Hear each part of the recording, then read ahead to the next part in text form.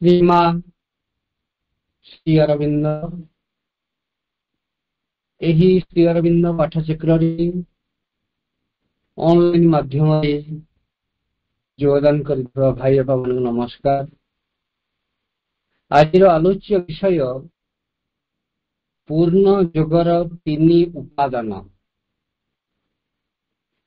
पूर्ण योगर तीन उपादान यही प्रसंग में आलोचना करने निमंते खर्धा जिला भुवनेश्वर शरद भाई डॉक्टर शरद चंद्र रथ को अनुरोध करुच्ची शरद भाई वक्तव्य प्रदान कर। दिव्य जननी श्रीमा परम प्रभु श्री अरविंद चरण कमल रे कोटि कोटि प्रणाम। उपस्थित सम्माननीय कमल भाई एवं ऑनलाइन पाठचक्र रे उपस्थित मातृचरणाश्रित समस्त भाई और अपा माने आज आमे जो विषय वस्तुटी को आलोचना करिबा ताहा लाइफ डिवाइन ग्रंथर सेकेंड पार्ट रो 17th चैप्टर सप्तदश अध्याय उपरे आधारित जहार शीर्षक हेउछि the progress of knowledge God man and nature जहार ओडिया अनुवाद एहिपरि पूर्ण योगर तीन उपादान। ता पूर्वरु प्रभुंक पादपद्म रे भक्ति गीतिकाटिए निवेदन करुछि। साधना तुमर चिर अमलिन तुमे प्रभु महायोगी अति मानसर चेतना आनिछ अवचेतना को भांगी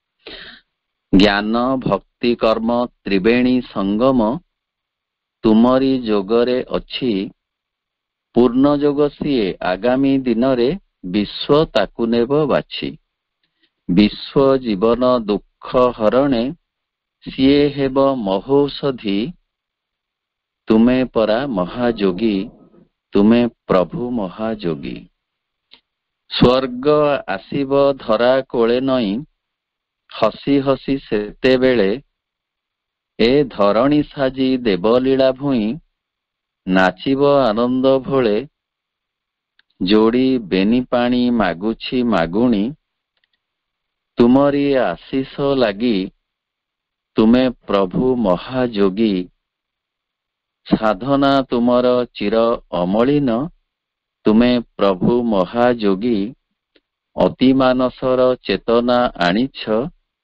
अवचेतना को भांगी। पूर्ण योगर अधीश्वर महायोगी श्री अरविंद पूर्ण योगर अधीश्वरी दिव्य जननी श्रीमा। पूर्ण योग आसीबा आगरु पृथ्वी को जोग थिला एवं भिन्न भिन्न नाम रे से जोग थिला जेपरि कि हठ जोग राज जोग तंत्र जोग मंत्र जोग लय जोग इत्यादि इत्यादि। पूर्ण जोग तेबे काहे कि ए पृथ्वी को आनिबाकू हेला परम प्रभु को से प्रश्नर उत्तर एही परी जे अन्य सबु जोगरे जीवनर पूर्णता जेतिकी आसीथिला ताहा पूर्णांग नथिला तेणु पूर्ण जोगर आविर्भाव घटिला जीवनर सर्वांगीन परिपूर्णता आनिबा पाई। मांक कथा ए प्रसंगरे एही परी we are here to discover the divine, to realize the divine, and to manifest the divine. अर्थात भगवान को आविष्कार करिबा, उपलब्धि करिबा एवं अभिव्यक्त करिबा पाई आमे एठारे रहिछु। पूर्वरु जो जोग मान थिला ओ वर्तमान अछि, से समस्त जोगर लक्ष्य थिला मुक्ति बा मोक्ष। ताहा आत्मज्ञान उपर आधारित थिला सत्य। आत्मज्ञान ब्रह्मज्ञान ए दुईटी कथार समन्वय रे पूर्व जोग सबु आधारित होइथिला। सेथिरे विश्व ज्ञानर विशेष किछि भूमिका नथिला। पूर्ण जोगरे आत्मज्ञान, विश्व ज्ञान एवं ब्रह्म ज्ञान ए तीनी जाक कथा एकत्र समन्वित होई रहिछि। तेणु ताहार नाम पूर्ण जोग। तेणु से जोग रे पूर्ण बोली कुहा जाउछि। प्रभुଙ୍କ कथारे समस्त जोगर शेष जेउठी, पूर्ण जोगर आरंभ सेठी। आत्मार ज्ञान अर्जन करिबा आगरु थिला। श्रीमद् भगवद गीतारे से कथा मध्य कुहा जाइछि जे आत्मा अजर अमर, ताकु प्राप्त करिबा जीवनर लक्ष्य। किंतु वर्तमान जो कथा आमे विचार को आनिबा, से हेउछि गोटे नूतन शब्द जहाकु आमे कहूछु चैत्य सत्ता बोली। अर्थ आत्म आविष्कार को पूर्ण जोगर परिभाषा रे चैत्य सत्तार आविष्कार बोली कहा जाउछि। अतएव आमर प्रथम कार्यटी हेउछि चैत्य आविष्कार। चैत्य आविष्कार हेले तापरे विश्व ज्ञानर आविष्कार संभव हेब। ताहा परे ब्रह्म ज्ञान संपूर्ण भावरे प्राप्त होई पारिबो। ए चैत्य सत्ता संपर्क रे श्री अरविंद कहंती, the psychic being is progressive, it grows from life to life using mind, vital and body as its instruments. अतएव यह गोटे विकासशील सत्ता, चैत्य सत्ता। जन्म मरण मध्य देई यह क्रम विकसित हुए। यह गोटे अविकृत सत्ता। दुख कष्ट जन्म मरण यह स्पर्श करे नाही। प्रभुଙ୍କ कथारे अंतरात्मा ही चैत्य सत्ता। साइकिक बीइंग बाबाजी महाराजଙ୍କ कथारे हृद पुरुष बा अंतः पुरुष।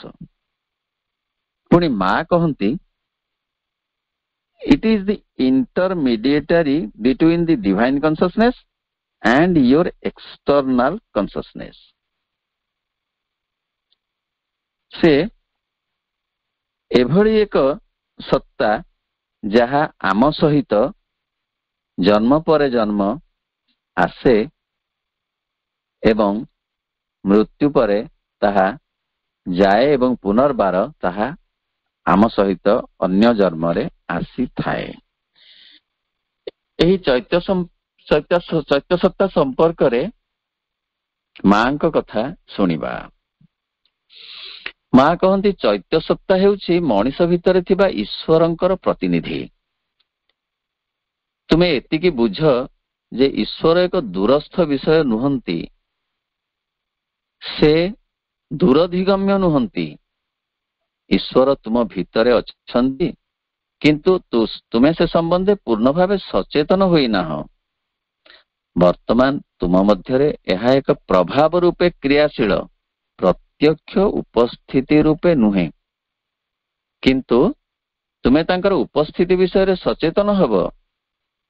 ପ୍ରତି ମୁହୂର୍ତ୍ତରେ ତୁମେ ଯେପରି ନିଜକୁ ପଚାରି ପାରିବ ଈଶ୍ୱର କିପରି ସବୁ ଦେଖୁଛନ୍ତି, ଏହା ଏଇଭଳି କଥା। ପ୍ରଥମେ ଈଶ୍ୱର କିପରି ସବୁ ଦେଖୁଛନ୍ତି ତାରି ଅନୁଭବ ତୁମେ ପାଇବ। ତାପରେ ବୁଝିପାରିବ ଯେ ଈଶ୍ୱର କଣ କିପରି ଇଚ୍ଛା କରୁଛନ୍ତି। ଶେଷରେ ତୁମେ ବୁଝିବ ଯେ ଈଶ୍ୱର କିପରି କାର୍ଯ୍ୟ କରୁଛନ୍ତି। କିନ୍ତୁ ଏତିକି ଜାଣିବା ପାଇଁ ତୁମକୁ ଅଗମ୍ୟ ସ୍ଥାନକୁ ଯିବାକୁ ପଡିବ ନାହିଁ। ଠିକ ଏଇଠାରେ ରହି ତାହା ଜାଣିପାରିବ। କିନ୍ତୁ ସାମୟିକ ଭାବେ କଣ ହୋଇଛି ନା, ତୁମର ସମସ୍ତ ପୁରାତନ ଅଭ୍ୟାସ ଏବଂ ସମସ୍ତ ସାଧାରଣ ଅଚେତନା ତୁମ ଉପରେ ଏକ ପରଦା ପକାଇ ଦେଇଛି, ଯାହା ଫଳରେ ଆମେ ନା ଦେଖିପାରୁଛୁ ନା ଅନୁଭବ କରିପାରୁଛୁ। ତୁମକୁ ନିଶ୍ଚୟ ସେ ପରଦାଟିକୁ ହଟାଇ ଦେବାକୁ ପଡିବ। ବର୍ତ୍ତମାନ ଦେଖିବା ଯେ ଏଇ ଯୋଉ ପରଦାଟି ଆମ ବ୍ୟକ୍ତି ସତ୍ତାକୁ ଚୈତ୍ୟ ସତ୍ତା ଠାରୁ ଅଲଗା କରି ରଖିଛି, ତାକୁ କିପରି ଆମେ ହଟାଇ ପାରିବା।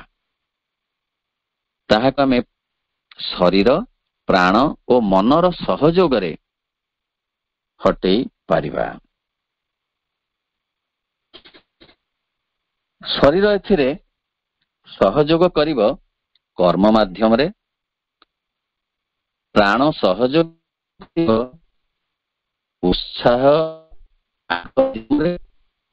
ଏବଂ ମନ ସହଯୋଗ କରିବ ଭାବନା, କଳ୍ପନା ଏବଂ ମନନଶୀଳତା ମାଧ୍ୟମରେ। ଦେହ ଉପରେ ଯଥେଷ୍ଟ ଗୁରୁତ୍ୱ ପୂର୍ଣ୍ଣ ଯୋଗରେ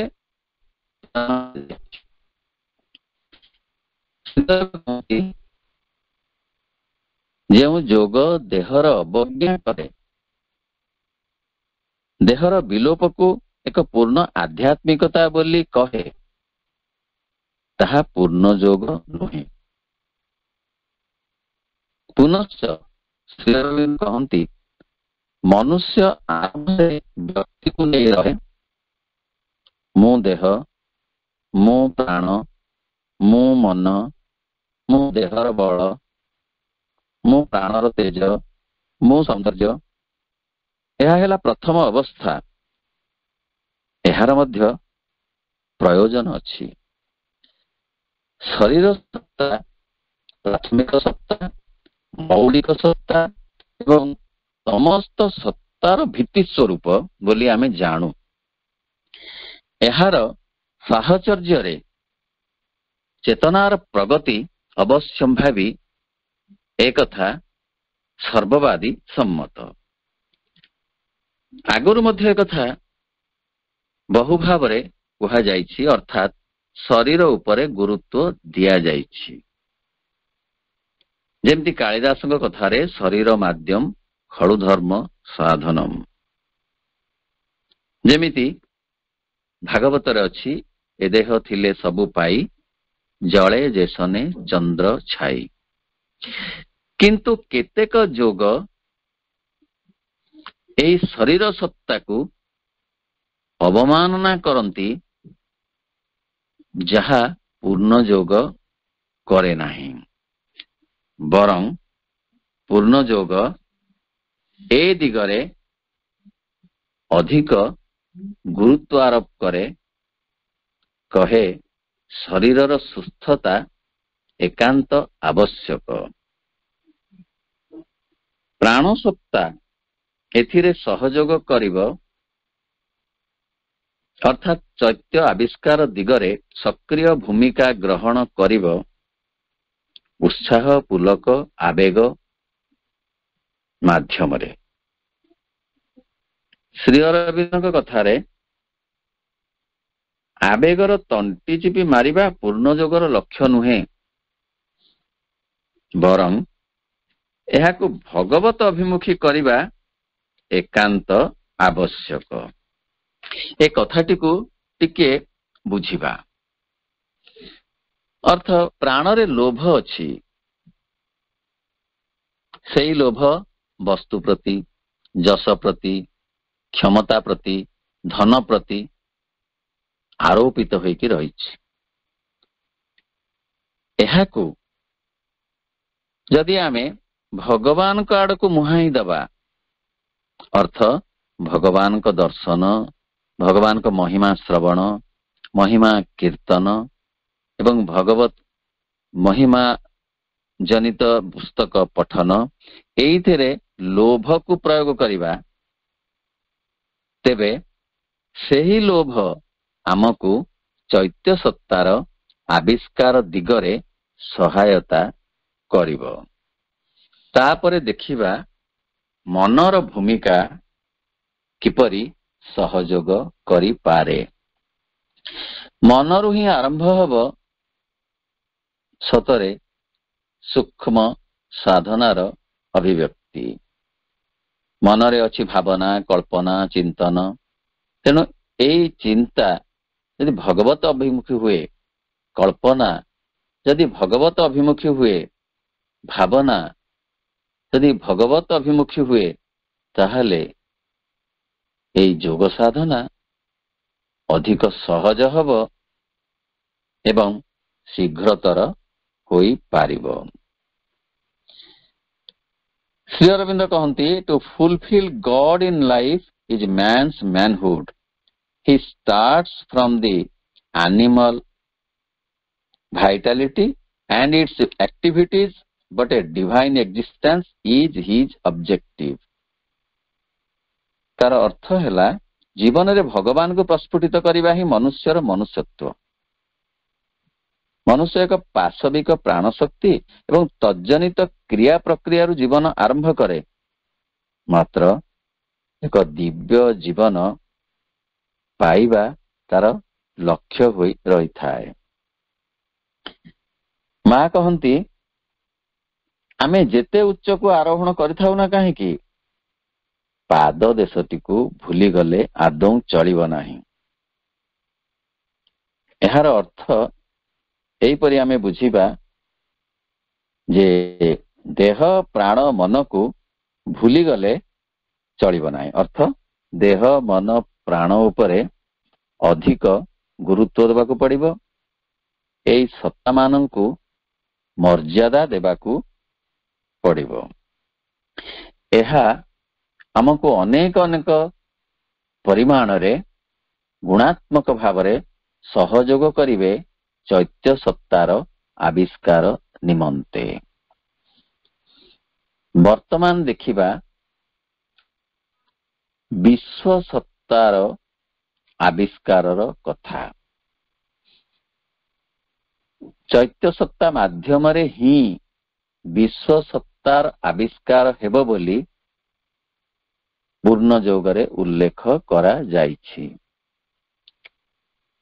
ଶ୍ରୀ ଅରବିନ୍ଦ କହନ୍ତି, ପ୍ରଥମତଃ ଗଭୀର ଚୈତ୍ୟ ସତ୍ତାକୁ ସମ୍ମୁଖକୁ ଆଣିବାକୁ ହେବ। ଦ୍ୱିତୀୟତଃ ସମସ୍ତ ସତ୍ତାକୁ ବିଶ୍ୱଭାବାପନ୍ନ କରିବାକୁ ହେବ। ତୃତୀୟତଃ ଅତିମାନସ ଜରିଆରେ ବିଶ୍ୱାତୀତ ଭଗବାନଙ୍କର ସହ ସମ୍ପର୍କିତ ହେବାକୁ ହେବ। ଅର୍ଥାତ୍ ତିନୋଟି ପର୍ଯ୍ୟାୟ ଦେଇ ଆମକୁ ଗତି କରିବାକୁ ହେବ, କିନ୍ତୁ ତିନି ପର୍ଯ୍ୟାୟ ଯାକ ଏକ ସମୟରେ ସଂସାଧିତ ହେବ ସେ ୱାଟର ଟାଇଟ୍ କମ୍ପାର୍ଟମେଣ୍ଟ ପରି ହେବ ନାହିଁ। ଅର୍ଥ, ଗୋଟିଏ କବାଟ ଖୋଲିଲେ ଅନ୍ୟ କବାଟ ଆସ୍ତେ ଆସ୍ତେ ଖୋଲି ଖୋଲି ଯିବ। କାରଣ ବ୍ରହ୍ମ ହିଁ ଜଗତରେ ରୂପାନ୍ତରିତ ହୋଇଛନ୍ତି, ଜଗତର ରୂପ ଗ୍ରହଣ କରିଛନ୍ତି। ବିଭିନ୍ନ ଆକାର, ବିଭିନ୍ନ ଗୁଣ, ବିଭିନ୍ନ ରଙ୍ଗ, ବିଭିନ୍ନ ରସରେ ସେ ରୂପାନ୍ତରିତ ହୋଇଛନ୍ତି। ସେହି ବ୍ରହ୍ମ ଆତ୍ମା ରୂପରେ ବା ଚୈତ୍ୟ ସତ୍ତା ରୂପରେ ବ୍ୟକ୍ତି ଭିତରେ ବିରାଜମାନ କରୁଛନ୍ତି। ତେଣୁ ଚୈତ୍ୟ ସତ୍ତା ଦ୍ୱାରା ଏଇ ବିଶ୍ୱରେ ବିରାଜିତ ବ୍ରହ୍ମଙ୍କୁ ଆବିଷ୍କାର କରି ହବ। ଯୋଉ କଥା ଶ୍ରୀ ଅରବିନ୍ଦ ସାବିତ୍ରୀ ମହାକାବ୍ୟରେ କହୁଛନ୍ତି, he is the maker and the world he made. He is the vision and the seer. He is himself the actor and the act. He is himself the dreamer and the dream. अर्थात ସିଏ ହିଁ ସ୍ରଷ୍ଟା, ସିଏ ହିଁ ସୃଷ୍ଟି, ସିଏ ହିଁ ଦ୍ରଷ୍ଟା, ସିଏ ହିଁ ଦୃଷ୍ଟି, ସେ ହିଁ ଅଭିନେତା, ସେ ହିଁ ଅଭିନୟ, ସେ ହିଁ ସ୍ୱପ୍ନଦ୍ରଷ୍ଟା ଏବଂ ସେ ହିଁ ସ୍ୱପ୍ନ। ଅର୍ଥାତ୍ ସବୁକିଛି ସିଏ, ତାଙ୍କ ବ୍ୟତୀତ ଆଉ କିଛି ନାହିଁ ଏ ସମଗ୍ର ବିଶ୍ୱରେ। ଲାଇଫ୍ ଡିଭାଇନ୍ ଗ୍ରନ୍ଥରେ ଶ୍ରୀ ଅରବିନ୍ଦ ଏଇ କଥା ଉପରେ ଗୁରୁତ୍ୱ ଆରୋପ କରିଛନ୍ତି, ଯାହାର ଅର୍ଥ ହେଉଛି ବ୍ରହ୍ମ ସତ୍ୟ ଏବଂ ଜଗତ ମଧ୍ୟ ସତ୍ୟ। କାହିଁକିନା ଜଗତ ହିଁ ବ୍ରହ୍ମ, ବ୍ରହ୍ମ ହିଁ ଜଗତ। କିପରି? ପ୍ରଭୁଙ୍କ କଥାରେ this gold does not cease to be gold because it shapes itself into all kinds of ornaments and coins itself into many currencies and values।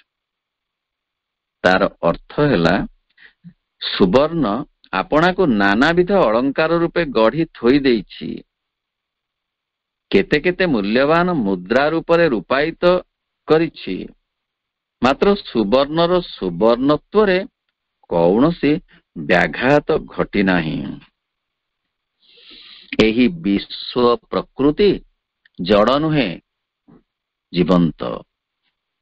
ତା ଭିତରେ ଜୀବନୀ ଶକ୍ତି ପୂର୍ଣ୍ଣ ଭାବରେ ସଞ୍ଚରିତ, କିନ୍ତୁ ଆମର ସ୍ଥୂଳ ଦୃଷ୍ଟି ତାହାକୁ ଦେଖିପାରେ ନାହିଁ। ସେଥିପାଇଁ ସୂକ୍ଷ୍ମ ଦୃଷ୍ଟିର ଆବଶ୍ୟକତା ଅଛି, ଯାହା ଚୈତ୍ୟ ଆବିଷ୍କାର ଫଳରେ କେବଳ ଆସିପାରେ ଚୈତ୍ୟ ଜ୍ଞାନ ମାଧ୍ୟମରେ କେବଳ ତାହା ଅନୁଭୂତ ହୋଇପାରେ। ପ୍ରଭୁଙ୍କ କଥାରେ ବିଶ୍ୱ ପ୍ରକୃତି ଯାହା ଭିତରେ ବିସ୍ମୟବୋଧ ଆଣିନାହିଁ, ସେହି ବ୍ୟକ୍ତି ଆଦୌ ପୂର୍ଣ୍ଣ ଯୋଗରେ ପାଦ ଦେବା ସମ୍ଭବ ହେବ ନାହିଁ। ଅତଏବ ବିଶ୍ୱ ସହିତ ଆମକୁ ଯୋଡ଼ି ରଖିବାକୁ ପଡ଼ିବ ଚୈତ୍ୟ ସତ୍ତାର ଆବିଷ୍କାର ମାଧ୍ୟମରେ। ମନେ ପଡୁଛି ଏ ପ୍ରସଙ୍ଗରେ ଭକ୍ତ କବି ମଧୁସୂଦନ ରାଓଙ୍କର ଗୋଟିଏ କବିତାରୁ ପଦଟିଏ। କହନ୍ତି ଭକ୍ତ କବି, ଦ୍ୱିଲୋକେ ଭାସ୍କର ଚନ୍ଦ୍ର ନକ୍ଷତ୍ର ନିକର, ଅନ୍ତରିକ୍ଷେ ସମୀରଣ ସଙ୍ଗେ ଜଳଧର, ପ୍ରଭୁ ଭୂଲୋକେ ସାଗର, ଅଚଳ ଗହନ ନଦୀ ପଶୁ ପକ୍ଷୀ ନର, ସର୍ବେ ତ କରୁଣା ସୁଧା କରୁଛନ୍ତି ପାନ, କୋଟି ବ୍ରହ୍ମାଣ୍ଡର ନାଥ ତୁ ପ୍ରେମ ନିଦାନ, ପ୍ରଭୁ ତୋ ପ୍ରେମ କିରଣ, ଉଜ୍ଜ୍ୱଳ ବିଶ୍ୱବାସୀ ହୃଦ ନିକେତନ। ସର୍ବତ୍ର ସେଇ ବିଶ୍ୱ ବା ବ୍ରହ୍ମଙ୍କର ପ୍ରେମ ଏ ବିଶ୍ୱରେ ଅଭିବ୍ୟକ୍ତ ବିରାଜିତ, ଦ୍ୱିଲୋକରେ ଭାସ୍କର ରୂପରେ ବା ସୂର୍ଯ୍ୟ ରୂପରେ, ଚନ୍ଦ୍ର ରୂପରେ, ନକ୍ଷତ୍ର ରୂପରେ, ଅନ୍ତରିକ୍ଷରେ ସମୀରଣ ରୂପରେ ବା ପବନ ରୂପରେ ଏବଂ ଜଳଧର ବା ମେଘ ରୂପରେ, ପୁଣି ଭୂଲୋକରେ ସାଗର ରୂପରେ, ଅଚଳ ଯେ ପର୍ବତ, ଗହନ ଯେ ବନ, ନଦୀ, ପଶୁ, ପକ୍ଷୀ, ନର ରୂପରେ ସେଇ ବ୍ରହ୍ମ ବିରାଜମାନ କରୁଛନ୍ତି। ସ୍ମରଣକୁ ଆସେ ଏହି ପରିପ୍ରେକ୍ଷୀରେ ଶ୍ରୀ ଅରବିନ୍ଦଙ୍କର ଦିବ୍ୟ ଜୀବନରୁ ପଦେ ଦୁଇ ପଦ। ପ୍ରଭୁ କହନ୍ତି, ଯେତେବେଳେ ସେ ପ୍ରକୃତି ଭିତରେ ଏକ ଅଦୃଶ୍ୟ ଶକ୍ତି ବିଦ୍ୟମାନ ରହିଛି ବୋଲି ଅନୁଭବ କରେ, ସେତେବେଳେ ହିଁ ସେହିଠାରୁ ତାର ଈଶ୍ୱର ଅନ୍ୱେଷଣ ଆରମ୍ଭ ହୁଏ। ବିଶ୍ୱ ପ୍ରକୃତିରେ ଜୀବନୀ ଶକ୍ତିକୁ କଳ୍ପନା ନ କଲା ପର୍ଯ୍ୟନ୍ତ, ଅନୁମାନ ନ କଲା ପର୍ଯ୍ୟନ୍ତ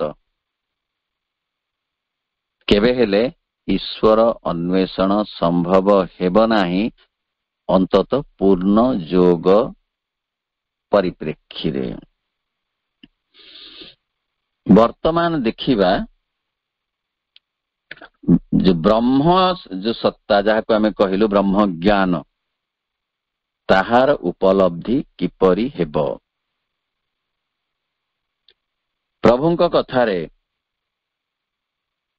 the third and unknown he names God,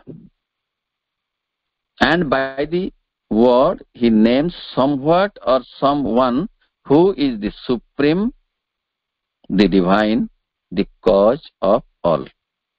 ତାର ଅନୁବାଦ ଏହିପରି ଯେ ଅଜ୍ଞାତ ତୃତୀୟ ବସ୍ତୁଟିକୁ ମନୁଷ୍ୟ ଈଶ୍ୱର ବୋଲି କହେ। ଏପରି ଏକ ଶବ୍ଦ ଦ୍ୱାରା ସେ ଏପରି ଏକ ବସ୍ତୁକୁ ବା ଜଣେ ବ୍ୟକ୍ତିକୁ ବୁଝେ ଯିଏ ସର୍ବୋଚ୍ଚ, ଯିଏ ପରମ, ଯିଏ ଦିବ୍ୟ, ଯିଏ ଆଦି କାରଣ ଏବଂ ଯିଏ ସବୁ କିଛି।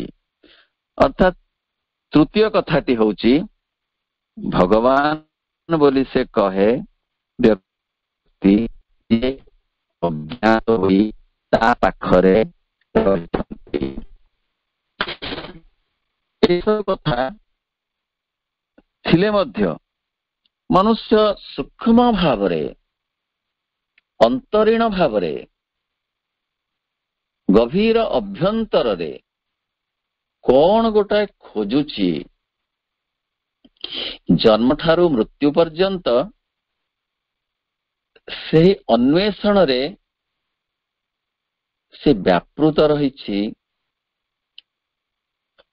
ଯେଉଁ ଅନ୍ୱେଷଣ କି ତାକୁ ଭଗବତ କୃପା ଗ୍ରନ୍ଥ ପଠନ, ଭଗବାନଙ୍କର ମହିମା ଶ୍ରବଣ, ବିଶେଷ କରି ଏ ପାଠଚକ୍ରରେ ଯୋଗଦାନ, ଏସବୁ କଥା ସେଇ ସୂକ୍ଷ୍ମ ଅନ୍ୱେଷଣ ପଦ୍ଧତି ପ୍ରକ୍ରିୟା କରାଉଛି। ସବୁ କଥାକୁ ସେ ଅସ୍ୱୀକାର କରିଦେଉଛି ବାହାରେ। ବିଶ୍ୱସତ୍ତାକୁ ଅସ୍ୱୀକାର କରିପାରେ ଯାନ୍ତ୍ରିକ କହି, ଭଗବାନଙ୍କୁ ଅସ୍ୱୀକାର କରେ ଅଦୃଶ୍ୟ ବୋଲି। ମାତ୍ର ସୂକ୍ଷ୍ମ ଭାବରେ, ଆଭ୍ୟନ୍ତରୀଣ ଭାବରେ ସେ ହିଁ ଖୋଜୁଥାଏ। ଶ୍ରୀରାମକୃଷ୍ଣଙ୍କ କଥା ମୋର ମନେ ପଡେ। ଜଣେ ଭକ୍ତଙ୍କୁ ସେ କହିଲେ ଭଗବାନ ଅଛନ୍ତି, ଏକଥା ସତ୍ୟ, ପରମ ସତ୍ୟ, ଚରମ ସତ୍ୟ। ଯଦିବା ଆମେ ତାଙ୍କୁ ସ୍ଥୂଳ ଦୃଷ୍ଟିରେ ଦେଖିପାରୁନାହୁଁ। ସେହି କଥାର ନିର୍ଯାସକୁ ନେଇ ଯୋଉ କବିତାଟି ଲେଖା ହେଇଥିଲା, ତାର ଅନୁବାଦରୁ ପଦେ ଏହିପରି। ଦିନରେ ଅଦୃଶ୍ୟ ବୋଲି ନାହାନ୍ତି କି ନଭେ ତାରକା ମାଳି ମୋବାଇ ଧନ, ହରିଥିବା ସେଇ ଭଳି ମୋବାଇ ଧନ। ଦିନରେ ସିନା ଦିଶୁନାହାନ୍ତି ବୋଲି କଣ ନାହାନ୍ତି ତାରା ମାନେ? ଠିକ ସେଇପରି ଆମ ଆଖିକି ସିନା ସ୍ଥୂଳ ଦୃଷ୍ଟିରେ ଦିଶୁନାହାନ୍ତି ଭଗବାନ ବୋଲି କଣ ନାହାନ୍ତି? ବାବାଜୀ ମହାରାଜଙ୍କର ଗୋଟିଏ କଥା ମନେ ପଡେ, କହିଲେ ଆମେ ଆମ ପିଠିକି ଦେଖି ପାରୁନାହୁଁ ବୋଲି କଣ ପିଠି ନାହିଁ? ଆମେ ଆମ ଆଖିକୁ ଦେଖି ପାରୁନାହୁଁ ବୋଲି କଣ ଆମ ଆଖି ନାହିଁ? ଅର୍ଥାତ୍ ସବୁ କଥାକୁ ବାହାର ଦୃଷ୍ଟିରୁ ଆମେ ଯେତେ ନାହିଁ କଲେ ମଧ୍ୟ ଭିତରେ ନିଶ୍ଚିତ ଭାବରେ ସ୍ୱୀକାର କରୁଛୁ ଏକ ଦିବ୍ୟ ସତ୍ତା ଅଛନ୍ତି ଏବଂ ସମଗ୍ର ସୃଷ୍ଟିକୁ ଧରି ରଖିଛନ୍ତି, ପାଳନ ବି କରୁଛନ୍ତି। ପ୍ରଭୁଙ୍କ କଥା ଶୁଣିବା ଦିବ୍ୟ ଜୀବନ ଗ୍ରନ୍ଥର ଆଲୋଚ୍ୟ ଅଧ୍ୟାୟରେ। But behind all these denials, we see constant necessity of his attempt at knowledge, for he feels the need of arriving at a unity of these three terms. এই ଯାବତୀୟ ଅସ୍ୱୀକାର ପଛରେ ଜ୍ଞାନ ଲାଭ କରିବା ପାଇଁ ତାର ପ୍ରୟାସର ଆବଶ୍ୟକତାଟି ଅଛି, କାରଣ এই ତିନି ବିଭାଗକୁ ଏକ ସୂତ୍ରରେ ବାନ୍ଧିବାର ପ୍ରୟୋଜନଟିକୁ ସେ ଅନୁଭବ ଭିତରେ କରୁଛି। କେଉଁ ତିନି ସୂତ୍ର? ଚୈତ୍ୟ ଜ୍ଞାନ, ବିଶ୍ୱ ଜ୍ଞାନ, ବ୍ରହ୍ମ ଜ୍ଞାନ। ଆଶା ତା ଭିତରେ ଅଛି, ଜନ୍ମ ପରେ ଜନ୍ମ ସେ ଆସୁଛି ସେଇଥିପାଇଁ। ତୁମକୁ ଖୋଜିବା ପାଇଁ ମୁଁ ଆସିଛି, ମୋର ତ ମାଟିକୁ ପରା, ତୁମକୁ ନ ଖୋଜି ଧନମାନ ଖୋଜି ବାଉଳା ମୁଁ ଦିଗହରା। ସତେ ଅହଂ ବାଟ ବାଉଳା କରିଦଉଛି, ତାକୁ ଯଥାର୍ଥ ପଥରେ ଚାଲିବାକୁ ସୁଯୋଗ ଦଉନାହିଁ। ଏଇ ବିଭ୍ରମିତ ହୋଇ ସମୟ ବୃଥାରେ ଚାଲି ଯାଉଛି। ଯେଉଁ ବିରାଟ କାର୍ଯ୍ୟରେ, ଦିବ୍ୟ କାର୍ଯ୍ୟରେ ମଣିଷ ଆସିଛି ସତେ, ଆମେ ଆସିଛେ ସତେ, ଆମେ ସେ କାର୍ଯ୍ୟ କରିପାରୁନା, କରିବାକୁ ସମର୍ଥ ହଉନା। ସତେ ଏ କଥା କେତେ ଗଭୀର, କେତେ ମର୍ମସ୍ପର୍ଶୀ। ମା ଏ କଥା ବାରମ୍ବାର ଚେତେଇ ଦଉଛନ୍ତି ଯେ ବର୍ତ୍ତମାନ ଏହା ହେଉଛି ଏକ ଦେବ ମୁହୂର୍ତ୍ତ, ଏକ ସ୍ୱର୍ଣ୍ଣିମ ସମୟ, ଏକ ଦିବ୍ୟ ଚେତନାର ସମୟ। ଏତେବେଳେ ଶୋଇ ରହିବାର ଆବଶ୍ୟକତା ନାହିଁ। କିନ୍ତୁ ଚୈତ୍ୟ ସତ୍ତାକୁ ଖୋଜିବାକୁ, ବିଶ୍ୱ ଜ୍ଞାନ ପାଇବାକୁ, ବ୍ରହ୍ମଙ୍କୁ ଉପଲବ୍ଧି ଅଭିବ୍ୟକ୍ତ କରିବାକୁ ସମାଜକୁ, ସଂସାରକୁ ଛାଡି ଯିବାକୁ ପଡିବ ନାହିଁ, ଯାହା ପୂର୍ଣ୍ଣ ଯୋଗ ଉଦ୍ଘୋଷଣା କରେ। ମାଙ୍କ କଥାରେ ଏ ପଥ ଆଗରୁ ଆବିଷ୍କୃତ ହୋଇନଥିଲା, ତେଣୁ ଏ ପଥରେ ଆଗରୁ କେହି ଚାଲି ନଥିଲେ। ଏ ଯୋଗରେ କେଉଁଠାକୁ ନ ଯାଇ ଯିଏ ଯେଉଁଠାରେ ଅଛନ୍ତି ସେଇଠାରେ ରହି ଜୀବନର ପୂର୍ଣ୍ଣତା ଲାଭ କରିବାକୁ ହବ, ଏକଥା ମା ଉଦ୍ଘୋଷଣା କରିଛନ୍ତି। ଯାହା ସମ୍ଭବ ହବ ଚୈତ୍ୟ ସତ୍ତାର ଆବିଷ୍କାର ଫଳରେ ଏବଂ ରୂପାନ୍ତର ମାଧ୍ୟମରେ। ରୂପାନ୍ତର କହିଲେ ଯେଉଁ ଶବ୍ଦଟିକୁ ଆମେ ବୁଝୁ ତାହା କେବଳ ପୂର୍ଣ୍ଣ ଯୋଗର ଶବ୍ଦ। ସେ ଶବ୍ଦଟି ଆଗରୁ ଥିବା ଆଧ୍ୟାତ୍ମିକତାର ଇତିହାସରେ ମିଳିବ ନାହିଁ। ଶ୍ରୀ ଅରବିନ୍ଦ କହନ୍ତି, ଆତ୍ମାର ପ୍ରଭାବରେ ପ୍ରକୃତିର ଶୁଦ୍ଧିକରଣ ନୁହେଁ, ରୂପାନ୍ତର ହେଉଛି ଅବଚେତନ ପର୍ଯ୍ୟନ୍ତ ସତ୍ତାର ପ୍ରତ୍ୟେକ ଅଂଶରେ ଏକ ଆଧ୍ୟାତ୍ମିକ ଚେତନାକୁ ଧାରଣ କରିବା। ଏହି ଯୋଗରେ ରୂପାନ୍ତରକୁ ଯେପରି କେନ୍ଦ୍ରୀୟ ଲକ୍ଷ୍ୟ ଭାବରେ ଗ୍ରହଣ କରାଯାଇଛି, ଅନ୍ୟାନ୍ୟ ଯୋଗ ମାର୍ଗରେ ତାହା ସେପରି କରାଯାଇ ନାହିଁ। ପ୍ରଭୁଙ୍କ କଥା ରୁ ଆମେ ଏତିକି ବୁଝିବା ଯେ ନିମ୍ନତର ଅଂଶକୁ ଆମ ବ୍ୟକ୍ତି ସତ୍ତାର ଉଚ୍ଚତର ଅଂଶରେ ପରିଣତ କରିବା ବା ରୂପାନ୍ତରିତ କରିବାର ଅନ୍ୟ ନାମ ରୂପାନ୍ତର। ନିମ୍ନ ଗୁଣ ଗୁଡିକୁ, ନିମ୍ନ ସତ୍ତାକୁ, ନିମ୍ନ ପ୍ରକୃତିକୁ କାଢି ଫିଙ୍ଗିଦେବା ନୁହେଁ, ବରଂ ନିମ୍ନ ପ୍ରକୃତିକୁ ଉଚ୍ଚ ପ୍ରକୃତିରେ ପରିଣତ କରିବା ହେଉଛି ରୂପାନ୍ତରର ଲକ୍ଷ୍ୟ। ଅନ୍ଧାରକୁ କାଢିଦେବା ନୁହେଁ, ଅନ୍ଧାରକୁ ଆଲୋକରେ ରୂପାନ୍ତରିତ କରିବା, ଏହା ହିଁ ରୂପାନ୍ତର କ୍ରିୟାର କଥା। କେତୋଟି କଥା ଆମେ ଉଦାହରଣ ସ୍ୱରୂପରେ ନେଇପାରିବା। ଆଟାଚମେଣ୍ଟ, ମୋହ, ଯାହା ରୂପାନ୍ତରିତ ହେଲେ ହବ ଡିଭାଇନ କମ୍ପାସନ, ଦିବ୍ୟ କରୁଣା। ଆଇଡଲନେସ୍, ଆଳସ୍ୟ, ଯାହା ରୂପାନ୍ତରିତ ହେଲେ ହବ ସାଇଲେନ୍ସ, ନୀରବତା। ଇଗୋ, ଅହମ, ଯାହା ରୂପାନ୍ତରିତ ହେଲେ ହବ ସେଲ୍ଫ କନସିୟସନେସ୍, ଆତ୍ମଚେତନାରେ। ହ୍ୟାଟ୍ରେଡ, ଘୃଣା, ଯାହା ରୂପାନ୍ତରିତ ହେବ ଲଭରେ, ଡିଭାଇନ ଲଭରେ, ଦିବ୍ୟ ପ୍ରେମରେ।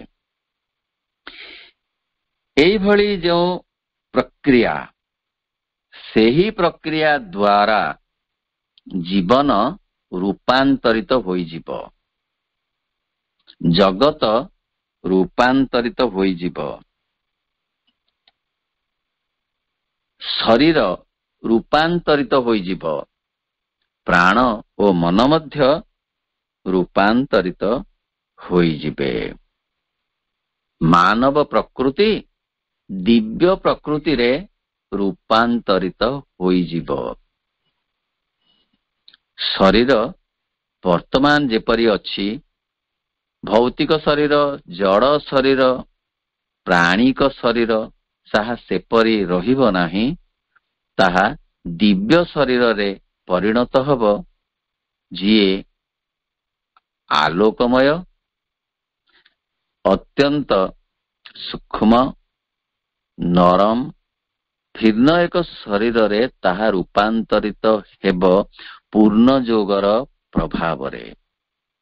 ପ୍ରାଣ ଯେପରି ଅଛି ଆନିମାଲ ପ୍ରାଣ ଭାବରେ, ଭାଇଟାଲ ପ୍ରାଣ ଭାବରେ ଯେମିତି ଅଛି, ସେମିତି ନ ରହି ତାହା ଦିବ୍ୟ ପ୍ରାଣରେ ପରିଣତ ହୋଇଯିବ।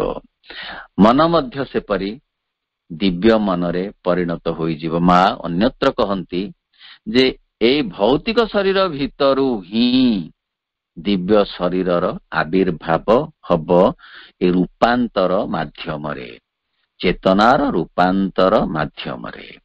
ଏ ପ୍ରାଣରୁ ଦିବ୍ୟ ପ୍ରାଣ, କାରଣ ଏ ଶରୀର ଭିତରେ ଦିବ୍ୟ ଶରୀରର ଯୋଉ ମଞ୍ଜି ରହିଛି, ତାହା ପୂର୍ଣ୍ଣଯୋଗ ରୂପକ ଆଲୋକ,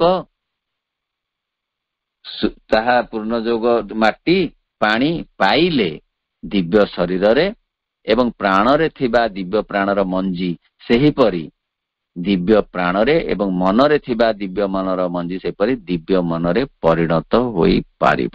ହେଲେ ଏସବୁ କଥା ଏତେ ସହଜ ନୁହେଁ, ଯାହାକୁ କରିବା ପାଇଁ ପ୍ରକୃତିକୁ ଲକ୍ଷ ଲକ୍ଷ ବର୍ଷ ଲାଗିଥାନ୍ତା, ସେହି କାର୍ଯ୍ୟକୁ କେତେ ଶହ ବର୍ଷର ସମୟ ସୀମାକୁ କମେଇ ଦେବା ପାଇଁ ମା ଆଉ ଶ୍ରୀ ଅରବିନ୍ଦ ଧରାବତରଣ କରିଛନ୍ତି ଏବଂ ଏଥି ନିମନ୍ତେ ସେ ଯେତେ କଷ୍ଟ ସହିଛନ୍ତି ତାର କଳନା ତୁଳନା ଆମେ କରିପାରିବା ନାହିଁ। ଯୋଉଥିପାଇଁ ମା ପ୍ରଭୁଙ୍କ ନିକଟରେ ଅଶେଷ ଅଶେଷ କୃତଜ୍ଞତା ଜ୍ଞାପନ ପୂର୍ବକ କହନ୍ତି ଯେ ହେ ପ୍ରଭୁ, ତମେ କେତେ ଆମ ପାଇଁ କଷ୍ଟ ସହିଛ, କେତେ ସଂଗ୍ରାମ କରିଛ, କେତେ ସଂଘର୍ଷ କରିଛ, ଆମେ ସେଥି ନିମନ୍ତେ ତୁମ ପାଖରେ ଚିର କୃତଜ୍ଞ। ସତେ ସେ ଋଣରେ ଆମେ ଋଣୀ, ଆମେ କେବେ ହେଲେ ମଧ୍ୟ ସେ ଋଣକୁ ସୁଝି ପାରିବା ନାହିଁ। ଦିବ୍ୟ ଜନନୀଙ୍କର କୃପା ବିନା ଏ ରୂପାନ୍ତର ସମ୍ଭବ ହେବ ନାହିଁ। ପୂର୍ଣ୍ଣ ଯୋଗର ସାଧନା ମଧ୍ୟ ସମ୍ଭବ ହେବ ନାହିଁ, ଯୋଉଥିପାଇଁ ମା ବହିରେ ପ୍ରଭୁ ଉଲ୍ଲେଖ କରିଛନ୍ତି, ଯେଉଁ ଦୃଢ କାର୍ଯ୍ୟଟି ଆମ୍ଭମାନଙ୍କର ସାଧନାର ଲକ୍ଷ୍ୟ, ତାହା କେବଳ ଦୁଇଟି ଶକ୍ତିର ସଂଯୋଗରେ ସମ୍ପନ୍ନ ହୋଇପାରେ। ଗୋଟିଏ ହେଲା ନିମ୍ନରୁ ଆବାହନ କରେ ଯେଉଁ ସ୍ଥିର ଅପ୍ରତିହତ ଆସ୍ପୃହା, ଏବଂ ଅନ୍ୟଟି ହେଲା ଉପରୁ ଉତ୍ତର ଦିଏ ଯେଉଁ ପରମ ଭାଗବତ କରୁଣା।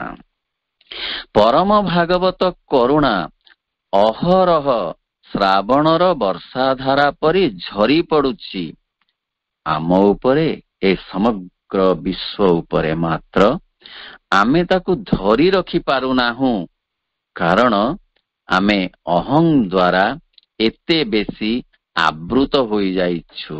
ଯେପରି ଗୋଟିଏ ଦର୍ପଣରେ ମଇଳା ପଡିଗଲେ ସେଥିରେ ଆଉ ମୁହଁ ସ୍ପଷ୍ଟ ଦିଶେ ନାହିଁ, ସେହିପରି ଆମର ସତ୍ତା, ଚୈତ୍ୟ ସତ୍ତା ଉପରେ ମନ, ପ୍ରାଣ, ଶରୀରର ଅହଂ ଏପରି ଧୂଳି ଜମେଇ ଦେଇଛି ଯେ ଆମେ ସେ ଚୈତ୍ୟ ସତ୍ତାକୁ ଆବିଷ୍କାର କରିପାରୁନୁ। ସେହି ଧୂଳିକୁ କେବଳ ସଫା କରିଦେବାର ସାମର୍ଥ୍ୟ ମାଙ୍କର ଅଛି, ଯୋଉଥିପାଇଁ କୁହାଯାଇଛି ଯେ କୌଣସି ମାନୁଷୀ ପ୍ରୟାସ ବା ତପସ୍ୟା ନୁହେଁ, କେବଳ ମାଙ୍କର ଶକ୍ତି ହିଁ ଆବରଣ ଛିନ୍ନ କରିଦେଇପାରେ।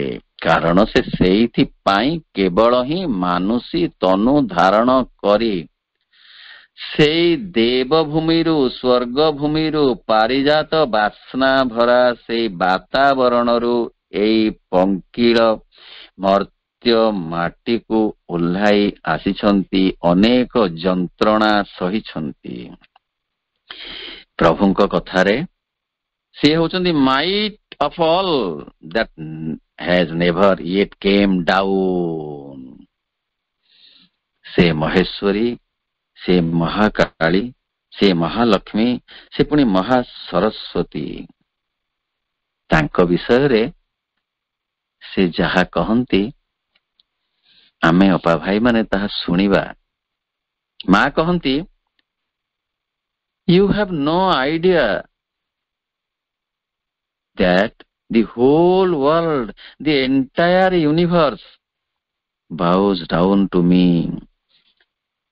You do not know who I am। ସତେ ତାଙ୍କୁ ଆମେ ବୁଝିପାରିବା ନାହିଁ। ଏଇ ମାନୁଷୀ ମନରେ ସେ ଅତି ମନରେ କେବଳ ବୁଝି ହେବେ, ବୁଝା ଯାଇପାରିବେ। ତାଙ୍କୁ କିଏ ସେ ଅବା ବୁଝିବ, ତାଙ୍କୁ ବୁଝିବେ ଅତି ମାନବ। ତାଙ୍କୁ କିଏ ସେ ଅବା ପୂଜିବ, ପୂଜା ପାଇଁ ଲୋଡ଼ା ମହାଭାବ। ପୂଜା ପାଇଁ ଲୋଡ଼ା ମହାଭାବ। ଏଇ ମହାକାବ୍ୟ ଯେ ସାବିତ୍ରୀ, ସେ ତ ଆଗାମୀର ଗୀତା ହେବ। ତାକୁ ବୁଝିବେ ଅତି ମାନବ, ତାକୁ ବୁଝିବେ ଅତି ମାନବ। ଆମେ ତାଙ୍କୁ ବୁଝିପାରିବା ନାହିଁ, ମାତ୍ର ବୁଝିବା ପାଇଁ ଟିକେ ପ୍ରୟାସ କରିବା, ତାଙ୍କୁ ପ୍ରାର୍ଥନା କରିବା, ତାଙ୍କ ଚରଣରେ ଶରଣ ମାଗିବା, ତାଙ୍କରି ପଦପ୍ରାନ୍ତରେ ଆମେ କୃପା ଭିକ୍ଷା କରିବା। କାରଣ ଆମେ ଚାହୁଁ ଏ ଜୀବନ ଦିବ୍ୟ ଜୀବନ ପଥରେ ଅଗ୍ରସର ହେଉ, ଏ ଜଗତ ଦିବ୍ୟ ଜଗତରେ ରୂପାନ୍ତରିତ ହେଉ, ପୂର୍ଣ୍ଣ ଯୋଗର ଜୟ ହେଉ ମା ଶ୍ରୀ ଅରବିନ୍ଦଙ୍କର ବିଜୟ ବୈଜୟନ୍ତୀ ଦିଗ ଦିଗନ୍ତରେ ଉଡ୍ଡୀୟମାନ ହେଉ ଏବଂ ସମଗ୍ର ବିଶ୍ୱ ତାହା ଦ୍ୱାରା ପ୍ରଭାବିତ ହେଉ। ଏତିକି ପ୍ରାର୍ଥନା କରିବା। ଯିଏ ଆମକୁ ଆତ୍ମଜ୍ଞାନ ବା ଚୈତ୍ୟ ଜ୍ଞାନ, ବିଶ୍ୱଜ୍ଞାନ ଏବଂ ବ୍ରହ୍ମଜ୍ଞାନ ପ୍ରଦାନ କରିବେ, ବିନମ୍ରତାର ସହିତ ତାଙ୍କରି କୃପାଭିକ୍ଷା କରିବା, ତାଙ୍କରି କୃପାଭିକ୍ଷା କରିବା। ବନ୍ଦେ ମାତରମ୍, ବନ୍ଦେ ମାତରମ୍, ବନ୍ଦେ ମାତରମ୍। ସମସ୍ତ ଅପା ଭାଇମାନଙ୍କୁ ମୁଁ ଆଉ ଥରେ ମୋର ହୃଦୟର ଗଭୀରତମ ପ୍ରଦେଶରୁ ଅଶେଷ କୃତଜ୍ଞତା ଜ୍ଞାପନ କରୁଛି। କମଳ ଭାଇଙ୍କୁ ଅନେକ ଅନେକ କୃତଜ୍ଞତା ଜ୍ଞାପନ କରୁଛି। ନମସ୍କାର। ବର୍ତ୍ତମାନ 1 ମିନିଟ ମାଙ୍କ ନାମ ଜପ କରିବା ସହିତ ଆଜିର ଶ୍ରୀ ଅରବିନ୍ଦ ପାଠଚକ୍ରକୁ ସମାପ୍ତ କରିବା। ମା ମା ମା ମା ମା ମା ମା ମା ମା ମା।